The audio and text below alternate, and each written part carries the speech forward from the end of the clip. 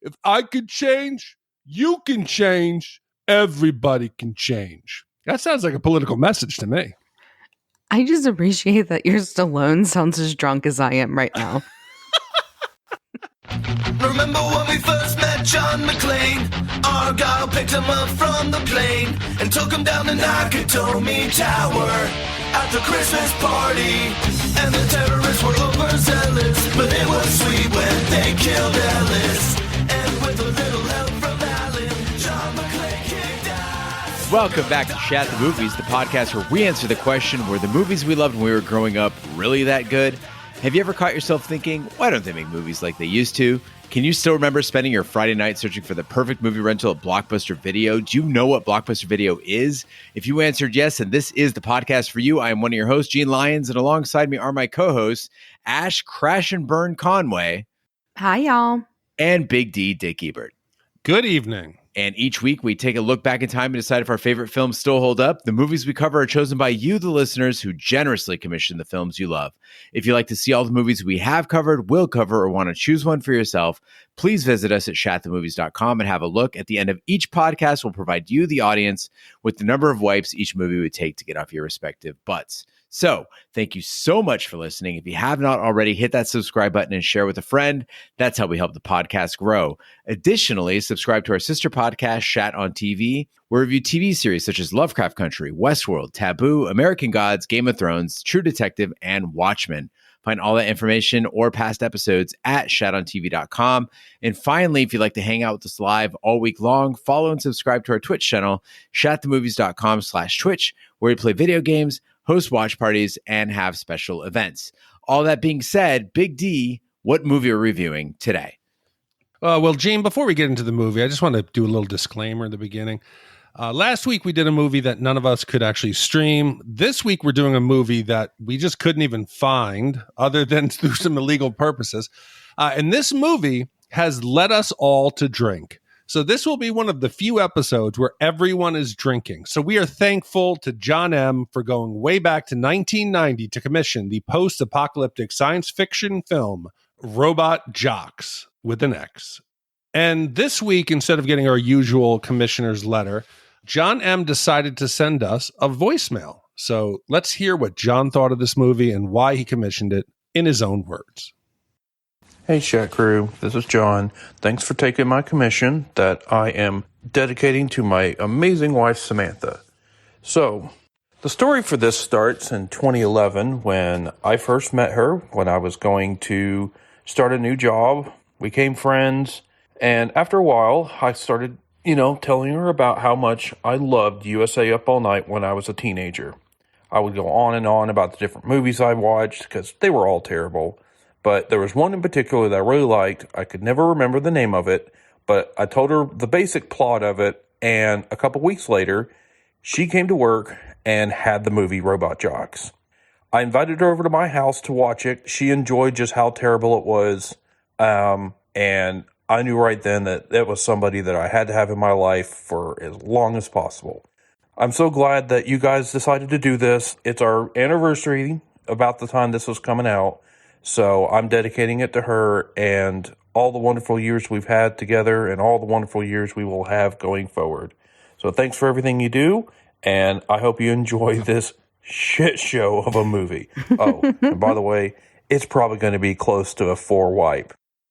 Well, Jon, we're not going to disappoint you on that. Not to give away too much, but when we first started out our Twitch stream for Shat the Movies, we weren't sure if it was going to take off or not. We weren't sure if people were interested in hanging out with us live and doing our Shappy hours all through the pandemic while we were just mixing cocktails and hanging out. But John But a Hut and Aw Yes, which is Jon and Samantha's Twitch names, were so instrumental in getting us off the ground, gifting subscriptions and getting the whole crowd hyped up. And they were really kind of our first major Twitch friends that made us believe this is a thing that we've got, another channel to bring you Shat. And I can't thank them enough. And also for giving us Robot Jocks to do.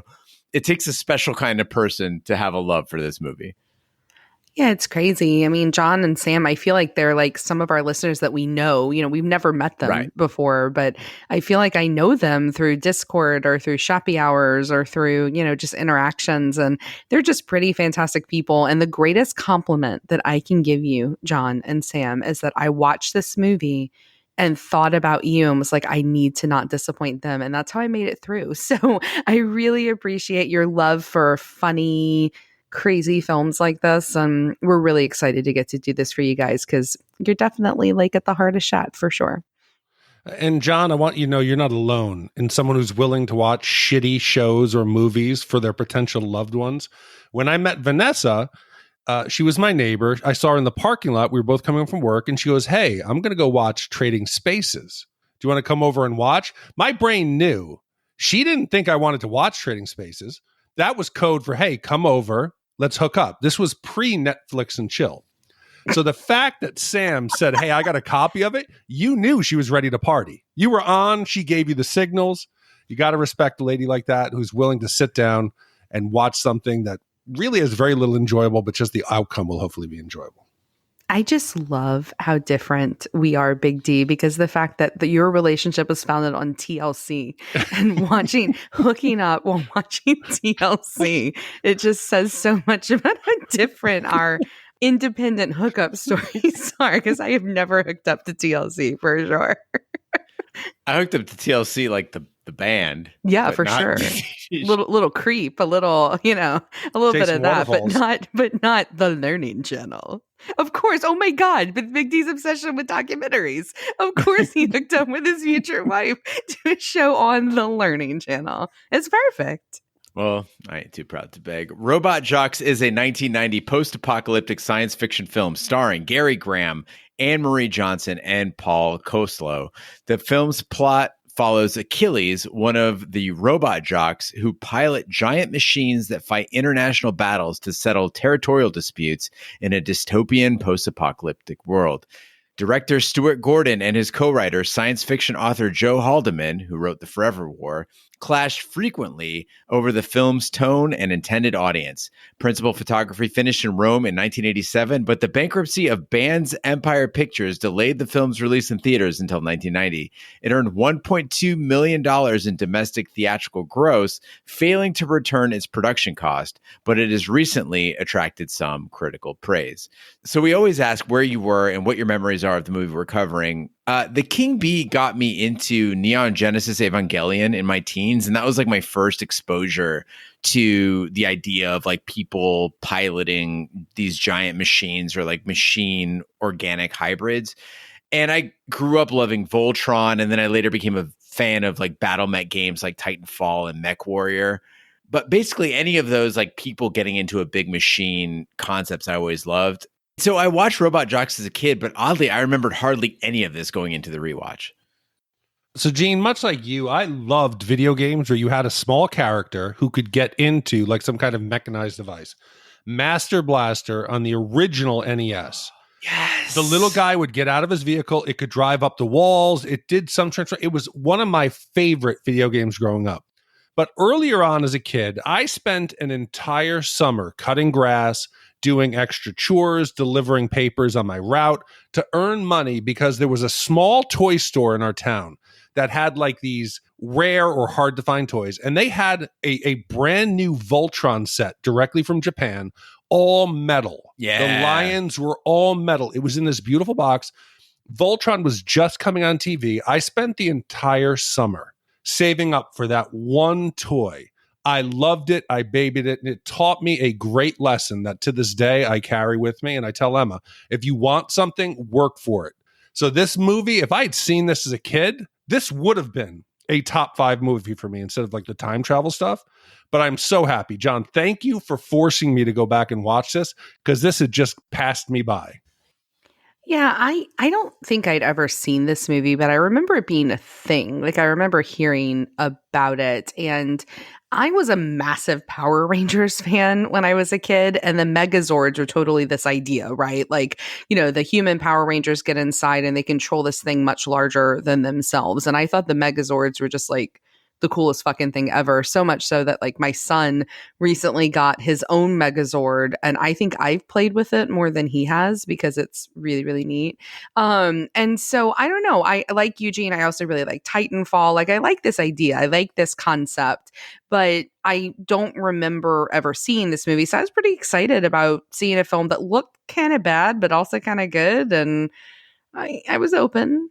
So Ash, I never got into Power Rangers at all. Do they turn into the machines? Do they get inside of the machines? Like, what's the story there? So it depends on the iteration of Power Rangers you're watching, but they all have Zords. So they all have related to their Power Ranger powers. Like the current one, the Dino Charge one, they have inner gems that are related to a dinosaur.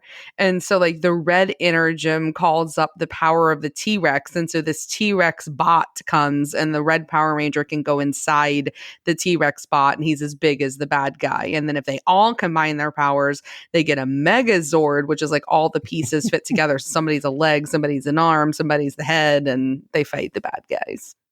You got to take that as a big shut the fuck up to anyone out there who's like, oh, Ash, I'm sure you really like the Megazords. Oh, let's talk about. She just dropped the hammer on anyone who questions her nerddom. Yeah, I feel like Voltron is like pedestrian shit compared to what Ash is into Voltron, right now. No. Voltron was super cool too. I mean, but yeah, Power Rangers were, the Power Rangers, the bad guys grow, and so they have to grow too. Yeah, but I feel like Voltron was like 70s weed, and Power Rangers is like 2020s weed. Yeah, Power Rangers are pretty cool. All right, Big D. With that, let's get to the trailer.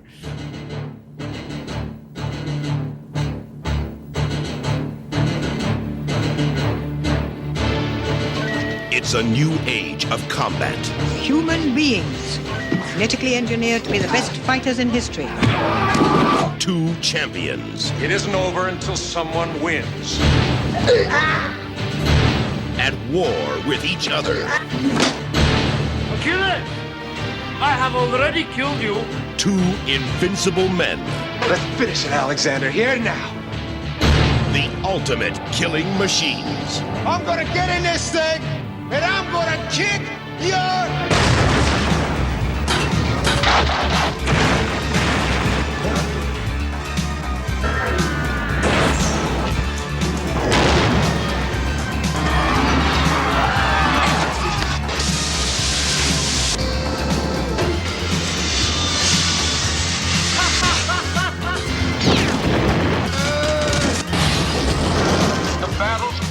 Not for me.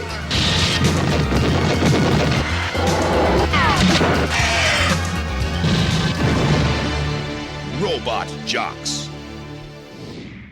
50 years after a nuclear holocaust, the Western-influenced market and the Russian-influenced Confederation have agreed to outlaw traditional open war. Disputes instead are settled with matches between giant robots operated by pilots contracted to fight 10 matches. The Confederation champion is Alexander, who has killed his last 9 opponents thanks in part to a spy. The market's champion, Achilles, has won 9 fights and will fight his final match against Alexander for the territory of Alaska.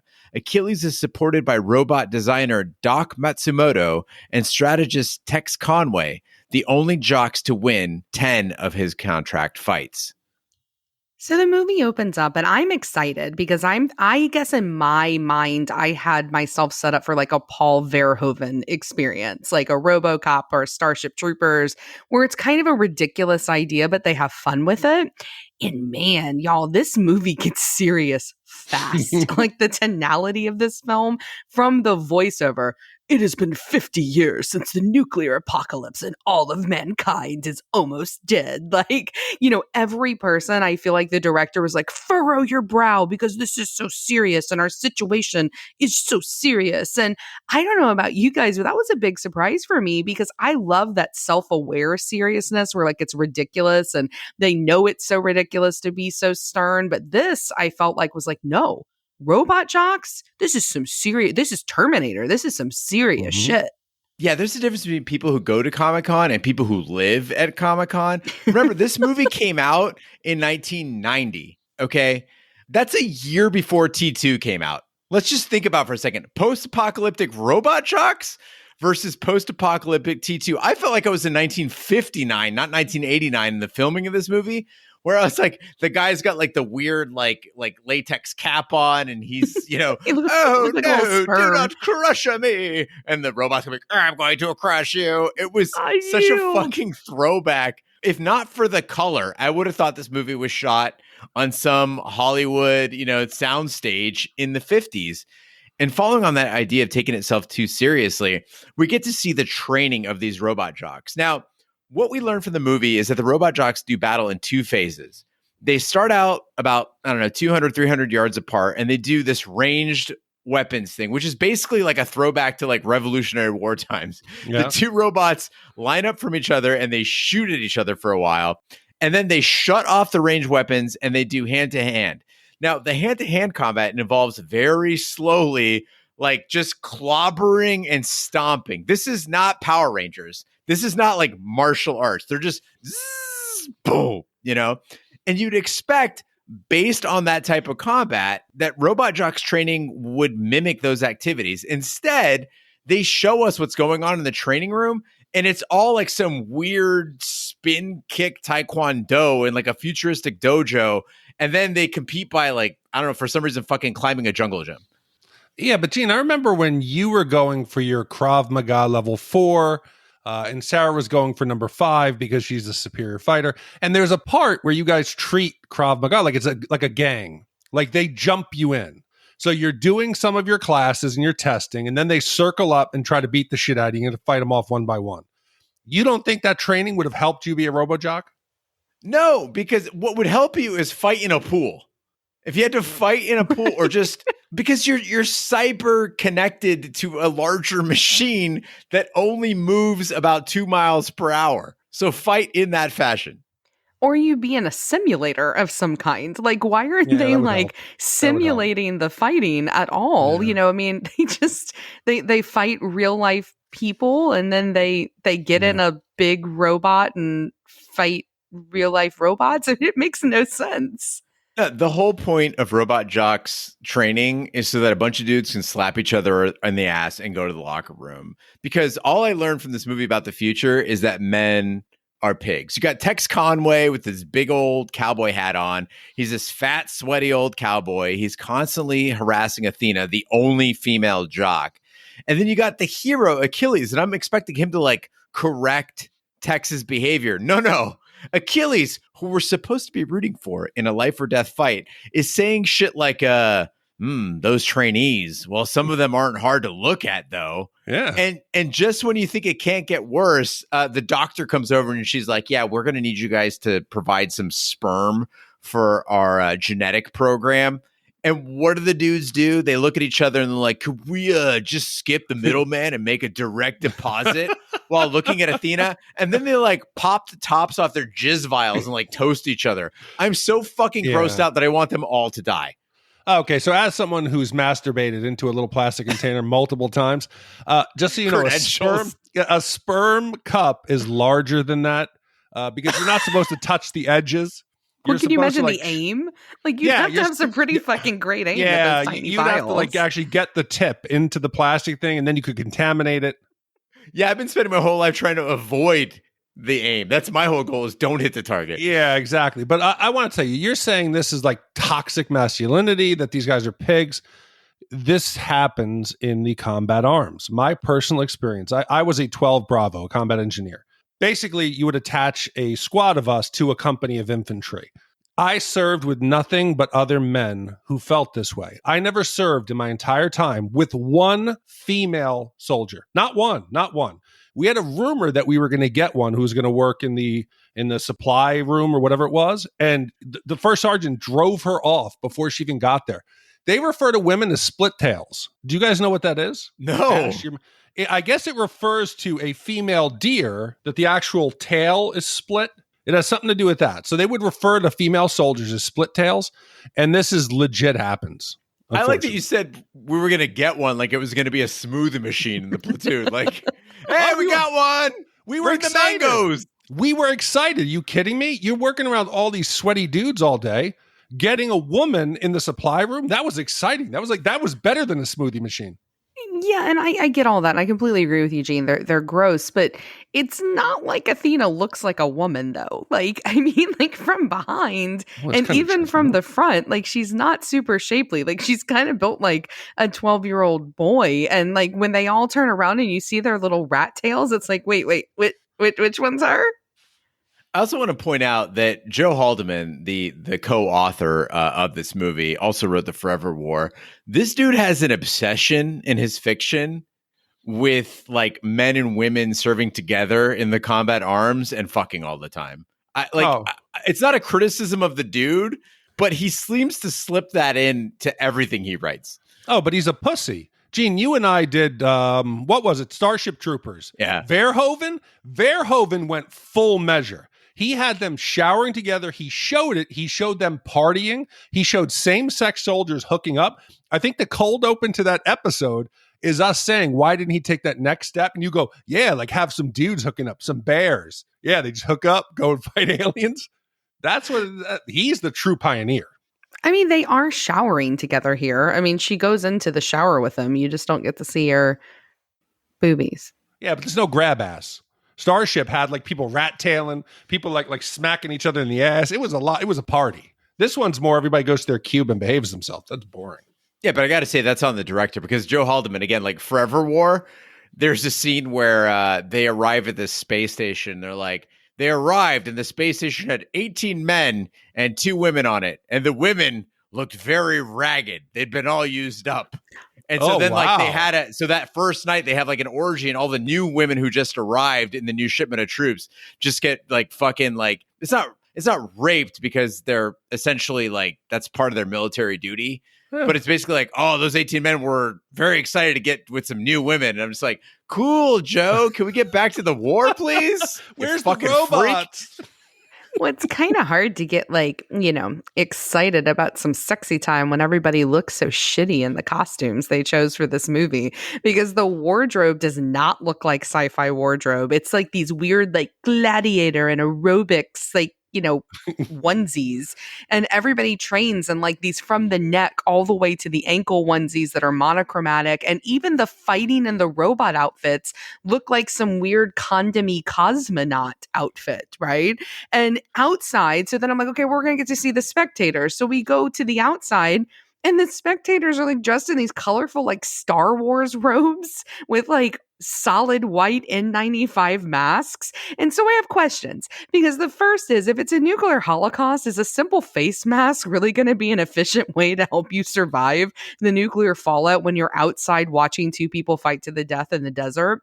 And why is everybody so healthy looking? Why is everybody so clean? I thought once we came up topside that there'd be a little Mad Max vibe, that some people are going to have like a dripping eye or like some weird, like crazy bumpy skin. But no, they're all clean and dressed in their little, Padawan robes. And it was ridiculous. But did they tell us, was this 50 years after the nuclear war? Yeah. Yes. Yeah. So maybe the nuclear war was in other cities. We're out here. Let's just give them a...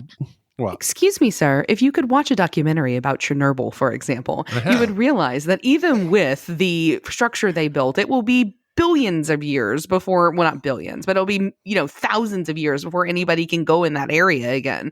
So they're not going outside with a little mask. It's not going to work. So Ash, I do have to agree. As someone who likes to tinker, I've been a little builder. I'm a maker out in the garage. I like to play around with electronics, wood, metal, the whole bit. I found myself just honing in on the little details. A lot of times when they do special effects or costumes, you can't identify what it really was when it started out with. But this, everything I could spot. It looked like the costume designer was a sales associate from Home Depot and Radio Shack. When she goes up, spoiler alert, and she sedates him later on, in like when she puts him to sleep, Achilles, it's a glue gun. It is clearly a glue gun. You can see the glue stick in the gun. They're using washing machine hoses as breathing tubes in their little motocross like gear they're wearing. It looks like all the gear is Fox, like they're out riding a bike. They have RCA, the 3 cables, the yellow for video, red and white for left and right audio, all over their gloves when they're fist bumping. It was done on the down low, but try to mask it a little. But I recognized everything. Yeah, I love that for all the outfits, they were just like coveralls, for everyone. And then I got to thinking, like, why does the military just do this? I know the Air Force has like flight suits and stuff, but Big D, maybe you know this answer. Why does the military fuck around with pants and shirts separately? Everyone should just be in onesies. I don't know. I was expecting a better answer than that. No, I don't. Maybe just because onesies aren't cool, they'd be a pain in the ass. Maybe I don't. Oh, maybe to go to the bathroom, it would be a pain in the ass. You can't to get completely naked. You can't have a onesie with a flap in the back that would let insects in. Okay, as a Kurd who wears traditional Kurdish clothing for weddings and such, I can attest to the fact that a onesie is just as easy to piss and shit out of. It's a good time. They're very, very effective, and you look very sharp in them. But my other complaint was the interior of the robots, right? So, like, you're talking Big D about the shitty design of their actual outfits. Ash, you're talking about their onesies. I want to know why there's so much room inside the cockpit. Like, it's like a fucking office suite in there. Yeah. You could have 2 other assistants in there. And you're thinking, if you're inside a robot where you could get rattled around, where there's the possibility you get a concussion, maybe have it tighter in there. Because if you look at any of the games we talked about, you know, Titanfall and Mech Warrior, it's a very cozy little environment. These guys, seriously, like, you could fit a desk. You wonder why the fights are only like 35 seconds. You're putting your most valuable resource, the pilot, in a glass cockpit in the middle of the chest. How about you hide them? How about you don't put them behind a big glass window? It's an easy target. Don't target the weak spot on the arm. Shoot the glass window. Shoot the window. This is the problem, though, is that it's Hollywood, because if they made it like truly accurate, what we would see is some guy climbing up a ladder in like the ass of the robot, and everyone be laughing in the theater. You got to make it look cool. Hide in the ass. Yep. Well, during the match, Alexander launches a rocket fist at Achilles. The projectile goes out of control and heads toward the bleachers. Achilles intercepts the projectile, but he is knocked into the crowd, killing over 300 people. Achilles declares this was his contractual 10th match and announces his retirement. A new Jox is chosen to face Alexander, a genetically engineered Gen Jox named Athena, who is the first female Jox. Worried for Athena and attracted to her, Achilles returns to the market and agrees to fight Alexander again, infuriating Athena.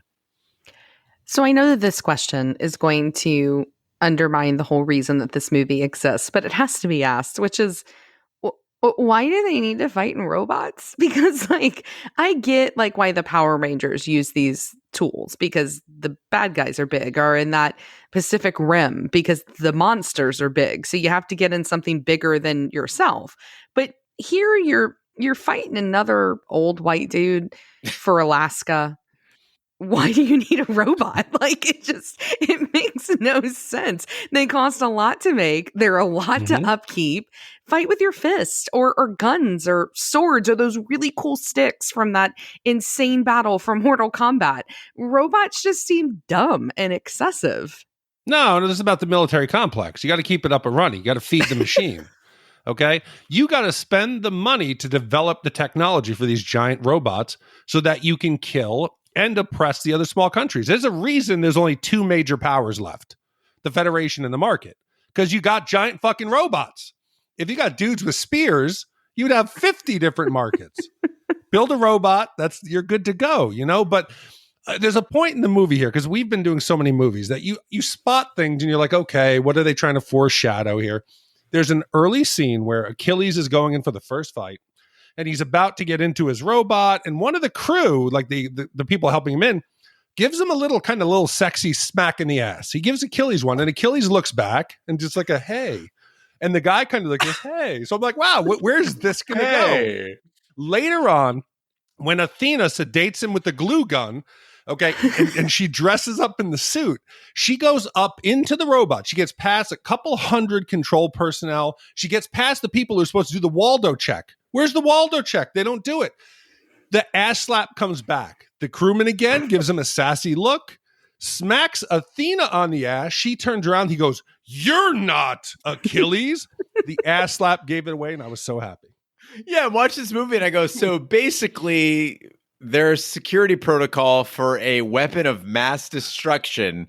Like, the most powerful weapon in existence is, do you have a suit on? Yes. Okay. So she gets through every security protocol. And I'm like, when are they going to notice that she's not Achilles? And then comes the ass slap. And I'm like, well, thank God that guy likes to fucking sexually harass people, or we could have had a killer on the loose. I just appreciate that after all these movies, we found Chekhov's ass slap. Because out of all of the Chekhovs, it is truly the best. Thank you, Big D, for uncovering Chekhov's ass slap. Yeah, and the incompetence doesn't stop there because the referees also, I want to know like what their powers are. We see earlier on that these referees, God knows why they exist. This is supposed to be warfare, but apparently there's refs.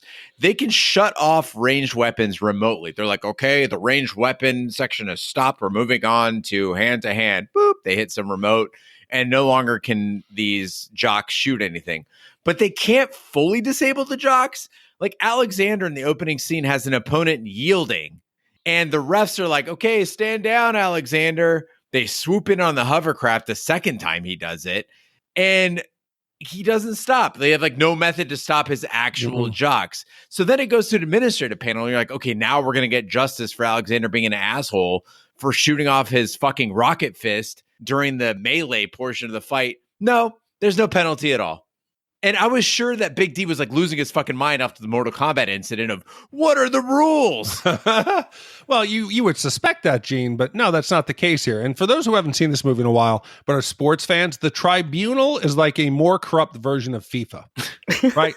They don't seem to really give a fuck. Nobody answers them. Everyone's pissed because they're corrupt. They change the rules when they want, but I didn't feel I needed more of an explanation. I didn't need to know the brackets. I didn't need to know the backstory, because there's little character building and little backstory. They don't build this world other than the middle. Okay, you're both looking at me shocked. Okay, yeah, I didn't incredulous need is more. the word you're looking They for. made it really simple.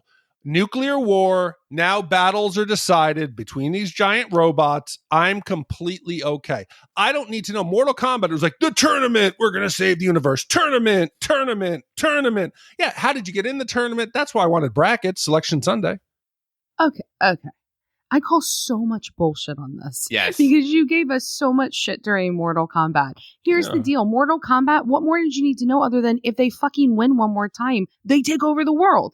In this, I'm like, who's Achilles? How did he get hired? Why are there only 10 that he can fight? What happens if he fights an 11th one? What happens if they die? Do they die? What are they getting? Now, they got in Alaska, potentially, but what did they already get? What you say? Yeah, it's karma. It's coming back to get you. I'm so angry that like my spit hit my uvula. Ash, remember that Big D asked during Mortal Kombat, is there a loser's bracket? Yes. It's Mortal Kombat. No, they're dead.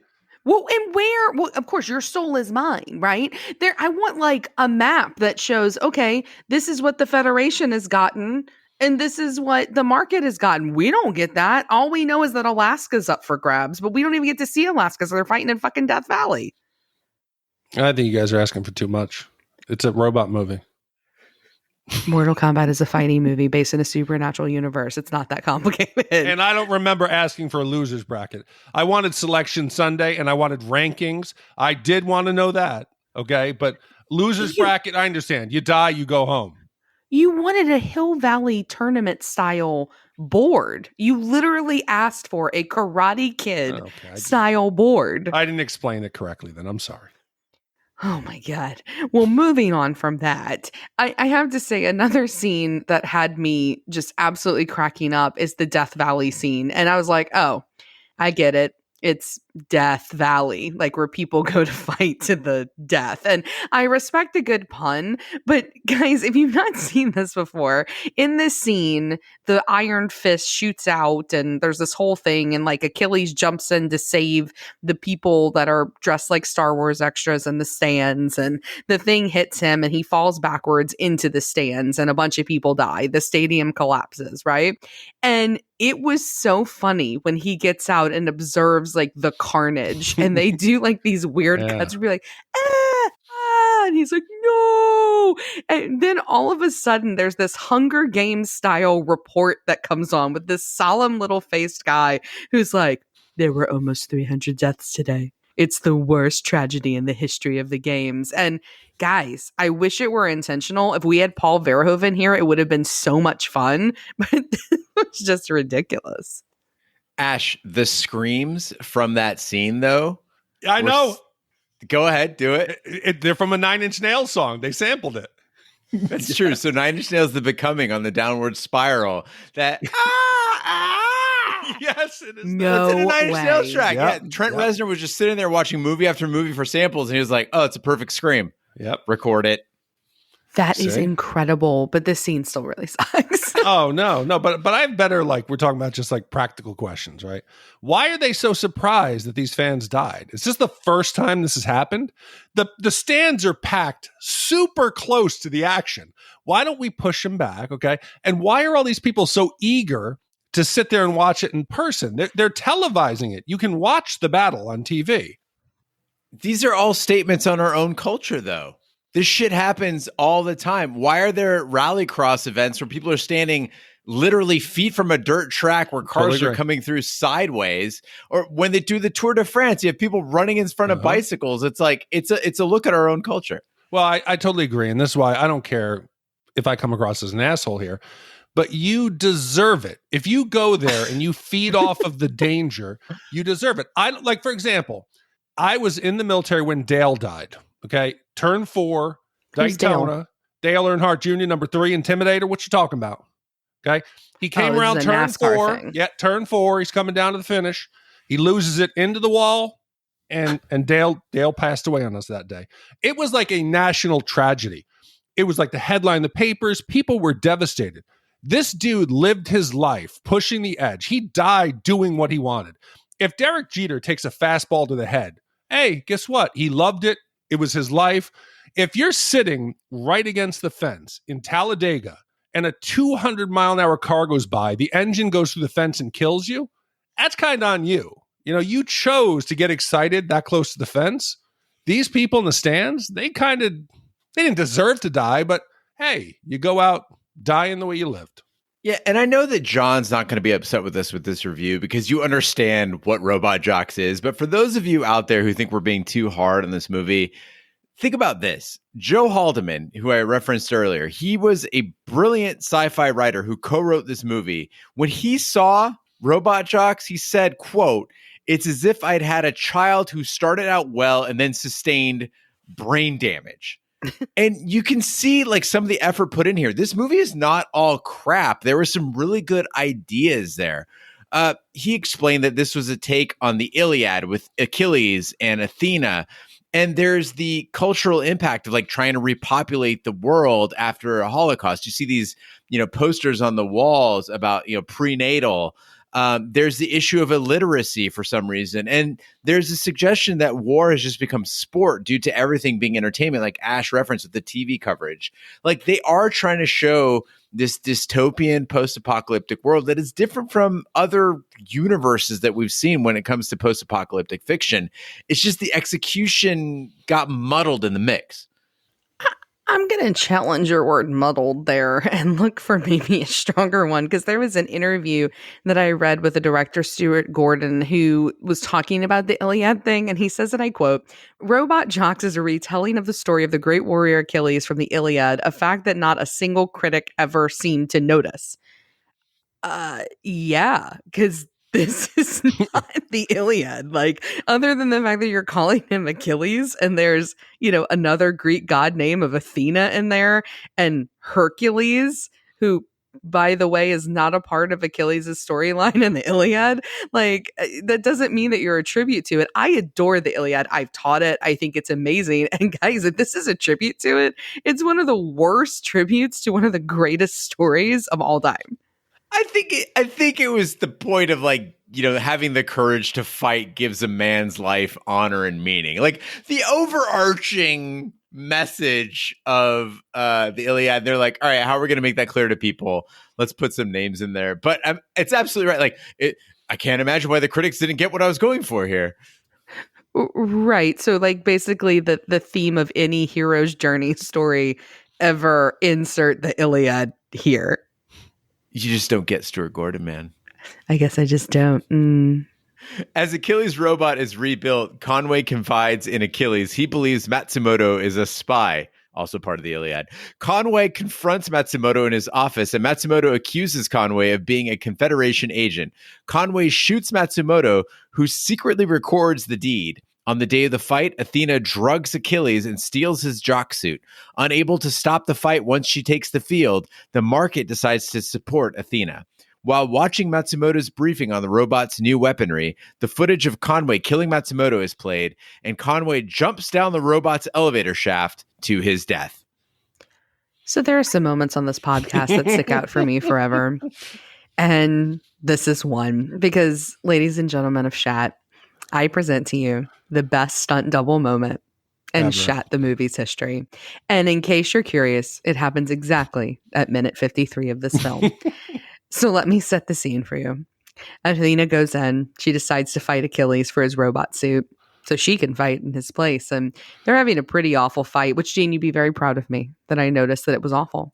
It's gross. And then all of a sudden, the director goes for a wide shot, and tiny boy-shaped Athena turns into a 6'7", very large, burly man. Truck driver. Who is thrown with effort by Achilles onto the bed, and then miraculously, upon arriving on the bed, turns back into tiny boy-shaped Achilles. It's incredible. I watched it about 10 times. It is so fucking obvious. And that moment alone, thank you, John. Thank you, Sam. Best stunt double moment in movie history. I thought my head was going to explode. I thought I'd eaten some edibles, and I did not know. I couldn't believe what I was watching. When I saw that you wanted to talk about this, I was like, thank God. Ash, thank God somebody else saw this. So I tried to pause it, and it's not hard to do, folks. This isn't like True Lies, where you had Schwarzenegger on horseback riding through the park, and you're like, that is definitely not Arnold on a horse. It is a slow motion turn to where you're like, wow, that's a dude with a big nose and like a mustache. He's a man. And then they throw him on the bed, and it's a quick cut. One of the highlights of this movie. Well, one of my favorite parts is they didn't even go through the effort of giving him the rat tail. So he also loses the rat tail that Athena has. And I don't think they had enough budget for that tall of a man, because his pants are super high water as well. It's like he stole like an extra's pants. It is beautiful and perfect. But what does it say about how bad the fight scenes are that they actually had to put someone in there who was supposedly trained to fight? So that was a selection. So they didn't even get somebody good to replace her. But I think all these fights are underwhelming. You know, it's a low budget movie. I understand what they're trying to do, but they couldn't necessarily do it because they either didn't have the money or the special effects weren't there. So I like that it's more of a grounded technology that's lumbering and deliberate. So in that fact, I think the budget helped. But this isn't a case, listeners, of good ideas executed poorly. There's also just bad ideas. So like Athena's method of trapping Achilles in his apartment is to open up the panel outside his apartment and just tear the wires out. And I'm like, well, that seems like a security issue. Like someone could just lock you in your house by opening the panel and tearing out the wires. And then his solution to get out of his apartment is to call up his remote control and have the hover car drive through his fucking wall. Like, all of these seem like just big issues that weren't really thought through. Yeah, I mean, it's just general lack of attention to detail. And that brings me to my favorite part of this whole interlude is later when Texas found out that swan dive that he does into the elevator shaft is so ridiculous. And the acting in that scene where, like, the audio doesn't quite match where he would be in his fall, because, like, he jumps in and then, like, there's a solid 2 seconds before you hear, it makes no sense. I just want to point out that he didn't say, he said, Geronimo, when he jumped. But Matsumoto is supposed to be the genius behind this technology. And I got to say, fire the guy. The robot designs are absolutely terrible. The ones that the market is coming up with, they're top heavy, they're super wobbly, they're slow. The Confederacy starts to get it right with that last one that they introduced, like the insect bot, where it's got multiple legs for the final match. Okay, that's a start, but even that one has dumb weapons. What's its like killer move? It's got a percussive hand that slowly pounds the opponent to death.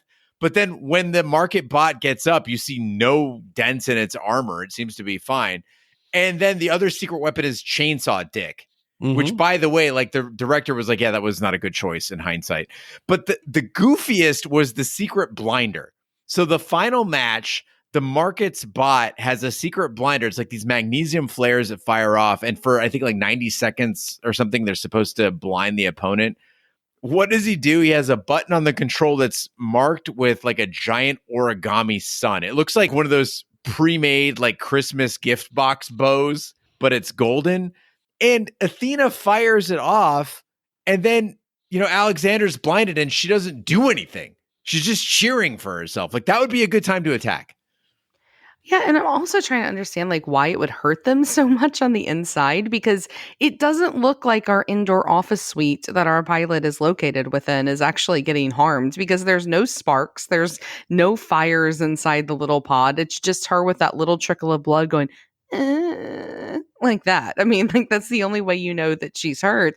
And to go back to the far superior Power Rangers, at least they pretend to fall over when they're attacked. Like at least we know like it's affecting them in some way. So I need some real injury to the bot to buy that she's dying and to justify those melodramatic asides that they keep cutting to of the test tubey woman that's like she was asking for the jizz in cups earlier, the test tubey woman that's their mom. They keep doing those asides to her where she's horrified, like it's killing her over and over again. She didn't look like she was dying to me. I think they should have suspended them in some kind of like viscous fluid, like maybe like a foam, some kind of like something to where, because I can imagine if you're that tall of a robot and you fall over and you hit the ground, you don't need sparks and shit, just the concussive force. It's like a car crash. You could be sitting completely protected with a seatbelt on, the internal injuries. So I'll buy that they could hurt. But this goes back, Gene, to your original thing. What the fuck are you training for, right? You're going to spring a secret weapon on them 20 seconds before they go into battle? How about you train them up on it? Tell them how to use it. Say, listen, use the magnesium flares and then immediately all your rockets, or immediately jump and sweep the leg. Do something. Like, listen, Big D, you don't have to explain to me. If you're like, hey, you got this special wristwatch and it blinds people, I would understand blind people and then kick the shit out of them. You don't need to explain that part. Yeah. Well, you don't need to know the frequencies. Yeah. Alexander takes the field against Athena and incapacitates her robot. The fight is declared in Alexander's favor, and referees order him to stand down. Achilles arrives on the field and takes over the robot from Athena, while Alexander smashes the referee hovercraft. Both robots square off and continue the fight until they are destroyed. Alexander and Achilles battle with poles before Achilles finally convinces Alexander a match does not have to end with the death of a jock. Alexander throws down his weapon and they salute each other with the jocks' traditional crash and burn fist bump. Okay, so as the movie's going, I really have no idea where it's going to end because I've heard very little about it other than the trailer. So I'm going into it blind, and they're surprising me. Fuck, let's go into space. Whoa, I didn't expect that. I didn't think we had the budget, but they actually fly these giant robots into space. It's limited, but bold move. You're going to stretch the budget. Then they kind of start to go a little wild here.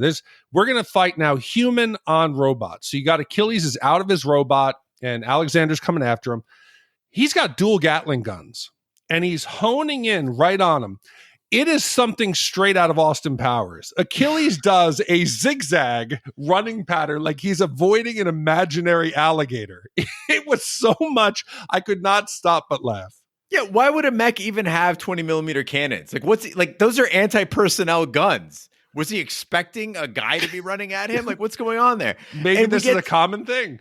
I feel like they had just a jar of bingo balls and they were reaching into it for like, what's next? Like, okay, tank mode. Let's do that. And I go, finally, something in this movie that makes sense. Why are they walking around on feet? Put them in a tank. It's got tread. It's heavy. It's stable. It's mobile. It moves fast. It's got a cannon on it. But then they answer my question. They're like, oh, well, you can just flip over a tank. Why is your tank flippable? Yeah, but none of that matters because, everything can be wrapped up with a crash and burn fist bump and a thumbs up, because that's how this movie ends, people. They decide to call it quits and it's a thumbs up. And like you, Big D, I was wondering how it was going to end. And I was really confused by it because like 1 second they're battling to death, then they fist bump and they give the thumbs up and all is cool. And I'm going, wait, hold on. Wait, who gets Alaska? Who won? Who gets the oil? All's forgiven? That's all I'm thinking about is the people of Alaska watching this like, oh. Like I guess we're split in half. I guess we're split in half because they fist bumped, whatever. And this final scene is supposed to be a grand statement on humans seeing their shared humanity once they're freed from the inhumanity of their machines. But I've got problems with this beyond just the fate of Alaska. I've got an issue with the end of this movie because Achilles befriends Alexander. And this is something we're seeing all too often in movies. Like, yes, at the end of Rocky IV, it's two guys. They befriend each other. And yes, Apollo did die. So why is Rocky so cool with Ivan Drago? I don't know. But this is a common theme now. Marvel Cinematic Universe, like somebody's bad, but then we accept them. Fast and the Furious, same thing as like, you killed my friend, but now we can all have dinner and Coronas together. Alexander killed Hercules at the beginning of the movie. This is only like 2 weeks ago. Hercules is a teammate. He's part of that sacred group of this, the Order of the Silk Scarf or whatever. And everybody's like cool with it. Like, you're just going to fist bump and let it go. Yeah. And not to belabor a point, but going back to the Iliad thing, right? Like, this ending totally removes this from being anything like that story because nobody dies. And the stand-in for Achilles' cousin, Athena, like, yes, she steals the armor, but she lives. And Achilles and Hector both survive because that's who I assumed Alexander was supposed to be, which, by the way, then why is he the one character that's not called the one he's supposed to be? Why wasn't he Hector? It makes no sense. Give us continuity in your tributes to Greek literature, people. Yeah, but I think you're both missing the fact that these characters have to be changed by the journey. When Achilles returns home, okay, after he's retired, after his 10th fight, he's now a regular guy. People are turning on him. They're calling the house, talking shit about him. They're marking up his posters. And he realizes, hey, I'm one of the most famous jocks out there in the world. I got my 10 fights and I still can't even read. We're just pawns. So I think he's realized that his life is bigger and he can make a change. And that's why at the end, Gene, you said Rocky IV. Oh, whatever. He killed Apollo. He killed Apollo with his bare hands in front of Rocky. But then Rocky at the end of the movie, Rocky stands up there and he's won. And he stands up in front of the crowd and he says, yeah, we are alike. I came here tonight. I didn't know what to expect. I've seen a lot of people hate me, and I don't know what I feel about you, so I guess I don't like you not so much either. During this fight, I've seen a lot of changing the way yous feel about me, and in a way, I felt about yous. In here, there were two guys killing each other, but I guess that's better than 20 million. I guess what I'm trying to say is that if I could change, you can change, everybody can change. That sounds like a political message to me. I just appreciate that your Stallone sounds as drunk as I am right now. I don't know if it's Stallone or if it's me. I don't know. Big D's putting the alone in Stallone. Now is the time for the wipe scores. It's our way of telling you how many wipes this movie would take to get off your respective butts. 0 wipes is a perfect movie. It is a silver sparkling jock suit that you can wear at home casually or into combat. And 5 wipes is an absolute disaster movie. It is jumping through the elevator shaft of a robot. Big D, we'll start with you. What is your wipe score for Robot Jocks? So I think I'm going to keep this short and sweet. This is much better than an average movie. If an average is 2.5, this is, I would have given it a 2, but I'm going to knock off 0.25 wipes because of the Screaming Eagle patch in Achilles' closet on one of his uniforms. So I'm going to knock off 0.25 for that. But seriously, 1.75 is what I'm going to do. It was ambitious. It was entertaining. I wish I'd seen this as a kid. I think this would be a fun movie just to sit around, have a couple beers with your friends. It's wild. I really did enjoy it. The practical effects, as low budget as they were, the way they mixed them up, stop motion, some miniatures, I thought it was effective, and it was a hell of a lot of fun. So thank you very much to John for letting us sit through this, and happy anniversary. You got one hell of a lady to go out and find this movie, because that's no easy task. So that's 1 3/4 wipes from Big D. I'm going to go a little bit lower on this. Listen, this is a weird score because Robot Jocks failed in like a million ways. The cast was awful. The fight scenes were garbage. The characters were pretty much all unlikable. Yet there's this earnestness to it that's so endearing. The weird shiny jock suits, the real effort to like make a serious statement on humanity while paying homage to the Iliad, the constant struggle between like lowbrow entertainment and highbrow entertainment. This is possibly one of the worst movies that I've enjoyed a lot. And because of that dichotomy, I got to go split right down the middle with 2.5 wipes. I'm so confused by your guys' wipe scores because here's the deal: like, bad movies can be fun, right? Like, doesn't mean they're not enjoyable. Like, there's tons of 4 and even 5 wipe movies that I recognize are 4 and 5 wipes, but still like really enjoy.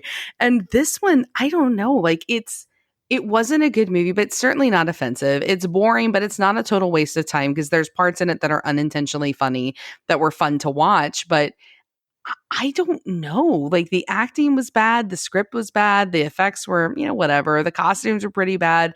It's just not great. It's not a fun, bad movie in that way where like I can take off the wipes and be like, oh, well, it's supposed to be bad, right? Like, this is just bad.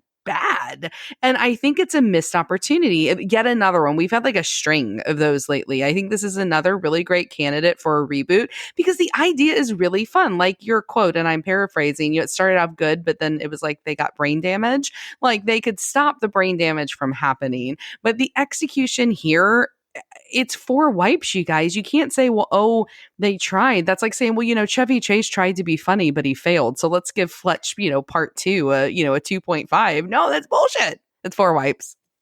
But this is the thing, Ash. Say you're at you're in a mountain trip.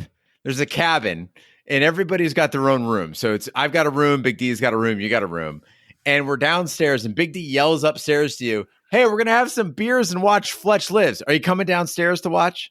No, but I'm also not coming down to watch this again. Yes, You're you are. kidding me. You're full of shit. You are. You would put on your onesie and jump off the railing to watch this my movie. My aerobic onesie that I carry with me at all times in our cabin. Yeah, it would actually be a 6-foot man jumping down the railing, but it would be you in some form. You just gushed end up on for the like couch. 5 minutes about a Megazord and about all your powers and your crystals. You're telling me you're not coming downstairs? First of all, they're Energems. And secondly, I would totally come down to watch the Power Rangers, but not this. I mean, I'm glad I watched it because it's ridiculous, right? But the same way, like I felt like about watching a movie like Student Bodies that was bad, but it was funny in parts because it was so bad. Like this is a 4 wipe movie, guys. No. I respect both of you, but I think John, our commissioner, he called it from the start. It's a 4 wiper, and that's okay. No, I want to know what Sam thinks. That's the important thing. All right, so that's 4 wipes from Ash, 2.5 wipes from me, and 1 3/4 wipes from Big D, which gives us an average wipe score of 2.75 wipes. Wow. For Robot Jocks. Well, Gene, that's amazing. Well, I've always made it my goal to try to differentiate between the rankings. I hate when there's like 10 movies tied at a simple ranking. Right now, this is now tied in the 142 spot with one other movie, Kingpin. It is slightly better than Big and License to Drive, slightly worse than Crocodile Dundee and LA Story. So it is right down there in the 142 spot, and I'm very comfortable with it being there. Yeah, I think that's fair. So John, Sam, I hope we did this justice. Please write in or call in at 914-719-SHAT or write us at host@shatthemovies.com. And we do have an email this week. Well, we got a really nice sometimes we get emails from you guys that like completely make our week because doing what we do, we deal with all types, right? Like the other day I was going through our iTunes reviews and it's so funny because like you'll get one where it's like, you guys are the best. Ashley's my favorite. And then the next one will be like, Ashley sucks. She ruins the show. And then the next one will be like, Gene is just so hot and amazing. And then the next one will be like, Gene's egotistical and too woke. Get him off the show. True. Right. And then everybody's like, Big D's great. So Gene and I basically deal with a lot of, love and or hate. And this was just a really nice email for all of us. So it says, hey, Shat Crew, I'm writing again to first let you know that my entire family flipped out when you read my last email response to your Clerks episode. As big fans of the podcast, we were all giggling like little kids. Thank you so much. The main reason I'm writing today is to throw some well-deserved kudos your way. I recently watched Blade Runner, another event in the epic is it good or does it suck battle in my mind. And to my surprise, I thoroughly enjoyed the final cut. I wanted to go back and listen to the Shat The Movies review as I recalled it famously panned the film. Now, when I discovered Shat The Movies, I went back and listened to nearly every podcast. This time, going back and re-listening to this old podcast, I realized that I have taken you guys for granted. Listening to that old episode, it struck me that it was simply three guys, vaguely talking about movies, but mostly competing to get their jokes in while stringing together trivia directly from IMDb. Don't get me wrong, it was fun, and the idea of three friends just talking about movies was a hella good idea. You have all refined this forum into a fun, interesting podcast. The addition of Ashley has really solidified this podcast and is something that I doubt Gene and Big would have ever imagined years ago. A rising tide raises all ships, and it's now clear that Ash coming to the fold has encouraged all of you to raise your game. Your insights are unique and diverse, but you never lose the sense that you're still three friends watching movies. Going from internal affairs to one of your earliest podcasts, then listening to the Seventh Sign episode felt like when you were a kid, hopping from the hotel pool into the hot tub and then back into the pool again. Both feel amazing, but it's that quick shock of jumping back and forth, which, by the way, will that cause a heart attack? Big D should know. Anyway, thank you for continuing to put out the best movie podcast. We will be pulling together our shekels soon to commission a movie. Got to get on that year-long wait list. But for now, our sincere gratitude will have to do. Thank you, Mike, Wooly, and the Wooly family. P.S. I'm so mystified by your love of Harley Davidson and the Marlboro Man, but we certainly don't hold that against you. Well, Mike, thank you so much for writing in, and thank you to the entire Wooly family. You know, there's a lot of factors. I've been thinking about this on why the podcast, in my opinion, gets better and better, and it seems that opinion is shared by listeners. I think part of it is just reps, right? I mean, we just do this week in and week out, and you learn from yourself. I mean, I think we all listen to the podcast and you make little mental notes on like what you didn't like about what you did and what you did like, and that gets better and better. But also there is this certainly a diversity, as you pointed out, Mike, like in our viewpoints and how we see the world. I mean, Ash and I call ourselves twins, but we come from very different backgrounds, and Big D as well. And so having three very different minds that come together in the way we watch films, as was demonstrated in Robot Jocks, I think makes for a really, really fun product. And I think also it's hard because I think a lot of times, Gene and I have been here the longest. You look back and you have rose-tinted glasses. You remember, oh, that was a crazy, wild episode. But if you go back and listen to it, they really weren't that good. We were having fun. It was all fresh. It was exciting. But what I do lately here is because, like Ash said, unfortunately, we get tons of negative and tons of love. But what I do to balance it out is I look at the message that the bad ones send. And it is never nearly as eloquent, thought out, or as complete and compelling as this. If someone tells me, oh, you guys suck now, bring back Roger, you're not funny anymore, that means shit to me. That doesn't mean anything. But if you wrote in and said specifically things that you thought we were worse at, I could respect you and I might even think about it. But the messages we get to the contrary make me feel and really do reinforce the fact that we have a diverse audience who each one of us may speak to at different times. But the end result, yeah, we might not be yuck funny like we were, but I think we're a higher quality cast. And Ash, I think you've been a brilliant addition to the team that has raised all boats, as the writer said. Well, and I think you guys have to give some credit too, because I think one of the biggest differences from early pods isn't really even like on-air talent as much as it is like the two of you have just like become editing masters, and editing makes a podcast, right? And so, I mean, that's the thing that I think a lot of the listeners don't understand is that they think that we do put in a lot of hours of like watching the film and doing notes. And then it's about 2 hours every time we record by the time like we're done recording, because we kind of shoot the shit beforehand. Right. But you know, the editing is what makes it, because we'll record for an hour and 25 minutes, and then it gets cut down to like an hour to an hour and 5, and figuring out how to cut it down. And that's why I think when Gene does, like, if you're ever curious, Gene does these random Twitch streams where like he like on air edits, and you can see like what that looks like for them. So it's not just like on air talent. It's also just in terms of like upping audio quality and upping the editing. All of that has happened just naturally over the years. And I think we're like a legit podcast now. Like we sound for real, right? Like we don't sound so much like amateurs anymore, and it's pretty cool. And I don't care at all about the negative hate mail. I could give a fuck, right? Like none of that ever bothers me. But the positive feedback, I feel completely opposite about. I say get fucked to every person who writes a bad thing in, because okay. But, those of you who write positive things in, we take the time. And I had just said to the guys before we started recording, and I said, listen, that Woolley family email, like I had like a shitty day, and like that made my whole fucking week. And not because you're kissing our ass, and not because you're, saying nice things about us, but because you gather as a family to listen to us. And like that alone blows my mind. Mm-hmm. And it's pretty fucking cool, you guys. What we do is pretty fucking cool, and the Shat community is pretty fucking cool, and you guys are awesome. And I love you guys too. Oh, that's so cute. But I find myself like sometimes while I'm editing, just laughing out loud. When I was editing The Seventh Sign, I was like, have we gotten to the point where we're debating how and the method the guff is refilled? I said, how the fuck did we just get here? So the fact that I think we've evolved is a positive sign. I don't think we're anywhere near the same people we were at the start, and I think that's a good thing. Well, and I'll just say one final thing too. Everybody always talks about how we sound like three friends, like watching a movie and then talking about it, and like that's what we fucking are. Like, we are. And that's the difference that you're hearing is like when we all started together, like I was some rando who wrote really long emails that annoyed Gene. And so then they put me on the show.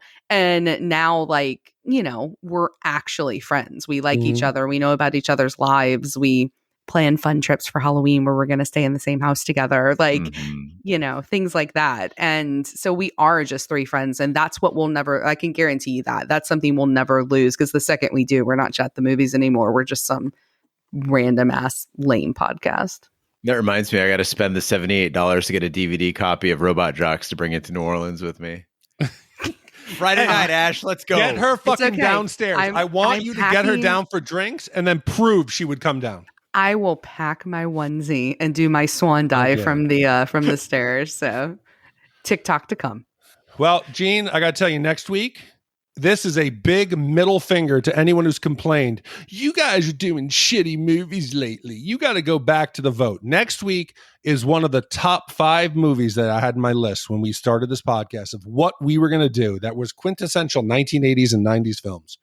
So next week, in an alternate 1980s, the United States stands alone as communism grows stronger. When Soviet soldiers invade a small Colorado town, brothers Jed and Matt escape with friends to the forest with their father, Tom. A prisoner of the invading army, the children decide to fight as the country comes under increasing attack. The group teams up with Lieutenant Colonel Andrew Tanner to take back their town. Commissioned by Huang N. It was released in 1984. It had a budget of $4.2 million.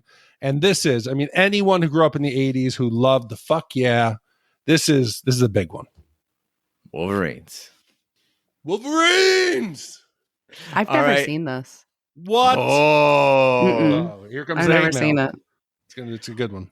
Well, Jabba the Hutt and Sam, thank you so much for this commission. Thank you for all of our commissioners who make this podcast possible. That concludes this week's episode of Shat the Movies. Be sure to follow us on social media and share with a friend.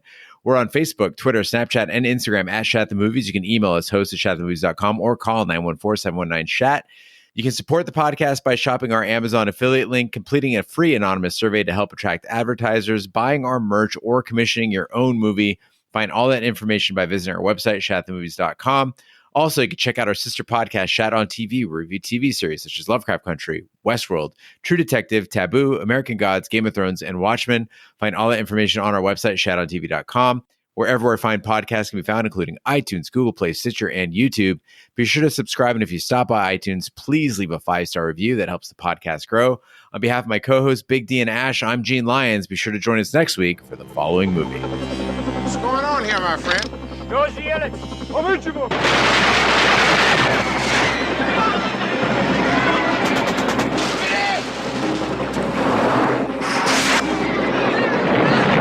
This is the emergency broadcast system. We are under attack by conventional forces of the Russian army. It is believed the lead waves were disguised as commercial charter flights. Communications have broken down with other parts of the country. Large areas of the Midwest may have been overrun.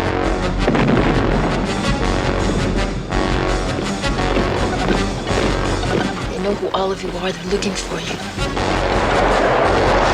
You're 40 miles behind enemy lines. I just want to go home. They took a lot of people away. Where's my dad, Mr. Eckert? I want to love somebody, Andy. I'm gonna die before it happens. They're gonna kill us! All of us! So why should we be different? Because we live here!